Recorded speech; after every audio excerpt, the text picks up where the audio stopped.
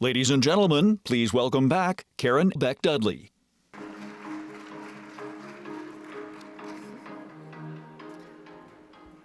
Aloha. Welcome, everyone. I hope you had a very productive day, and we very, very much appreciate you spending your afternoon for a little while at our annual business meeting. It is great to be with you today in sunny Honolulu. I trust that you have found this meeting's contents valuable and the networking with your colleagues from around the world superb.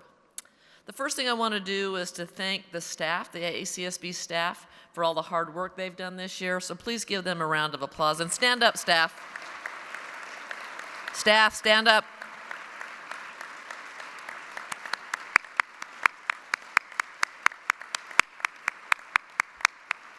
They really work hard on all of our behalfs, and none of us could do it without them, so thank you very much.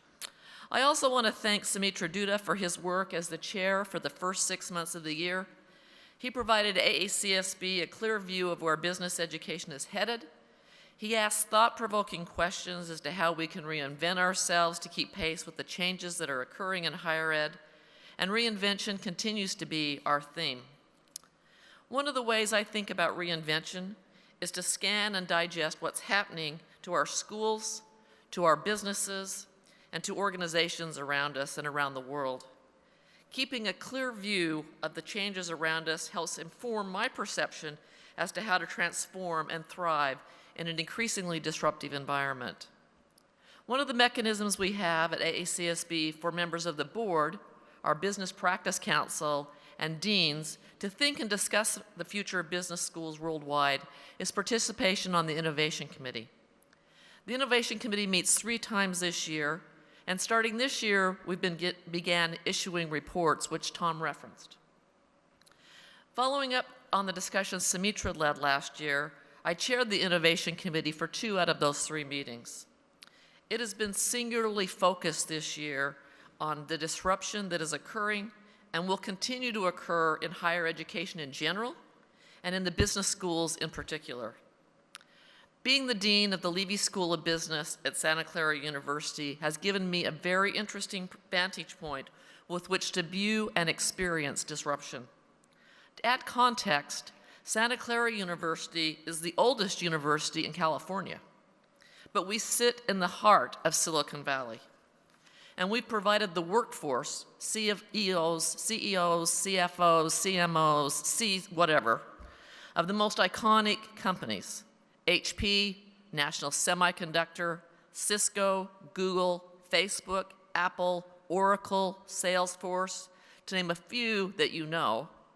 And our home is to thousands of companies that you may or may not know. We are famous in Silicon Valley for our startup culture, entrepreneurship, and our vibrant business community.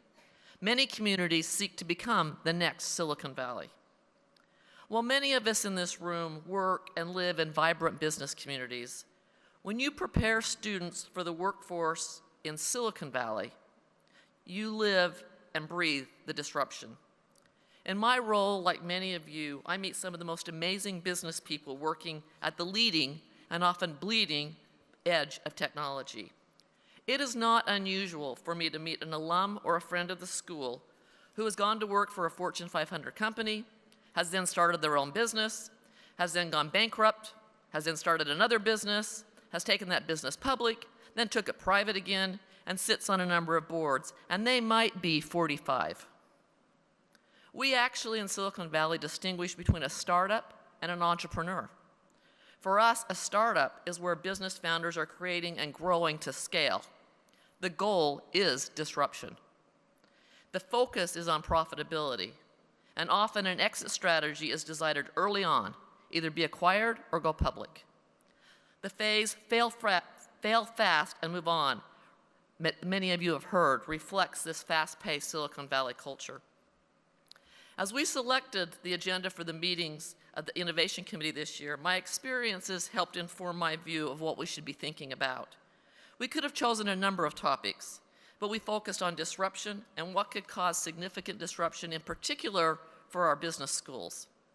Much has been written about the disruptive impact of artificial intelligence on a number of professions and in jobs that we are preparing students to enter, like accounting, law, banking, human resources, manufacturing, operations, supply chain, etc. So the committee's first meeting in September focused on the disruptive impact of artificial intelligence and how business schools should respond. It became clear that we needed to increase our focus on emotional intelligence, using data, teaching students to ask the right questions, and lifelong learning. Virtual and augmented reality will also disrupt higher education. For those of you who haven't seen Ready Player One, I suggest that you see it, even though my children say it's not anything like the book. The focus of this meeting was on these technologies. We examined the future of work, how these technologies are currently being used in gaming, and how they will be used in the classroom, research collaborations, and the like. And we actually got to see that world through virtual glasses. The Innovation Committee during this meeting was chaired by John and was focused on mobile-first learning. The questions there revolved around what changes needed to be made in content and curriculum to meet the demands of a new generation of students who only have and only use mobile phones. The Innovation Committee report for the first meeting, as Tom mentioned, is already up and has been downloaded hundreds of times. The second one will be up in September, and the report for this meeting is currently right after that. One of our major conclusions of the work of this committee, though, is that in order to stay on top of these disruptions and changes, it is more important than ever to forge closer ties to the practice of business. And we have been talking about this for at least 20 years. To meet these demands, AACSB has added additional business members to its Business Practice Council. AACSB has also created the Business Education Alliance, a network of business educators and organizations whose goal is to improve business education worldwide. These important partners provide synergy and context for our educational missions. This conference has focused and will continue to focus on other disruptors, in particular, how science informs us about leadership, not what we think about it, but what science tells us about it.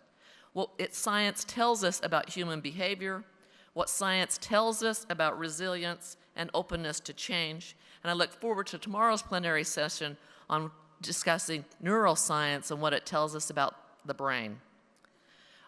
This next year, I look forward to continuing our discussions, not only tomorrow, but clearly throughout the year. So I hope this has given you something to think about. Mahalo. How will you make your mark? By joining a company or starting one? By changing an industry or transforming lives? Whatever inspires you, a business education will prepare you to lead and make a difference. AACSB accredited business schools connect you to the best faculty, the brightest students, the most sought-after employers. Make your mark. Imagine your future. Invest in a business education. Build a better world.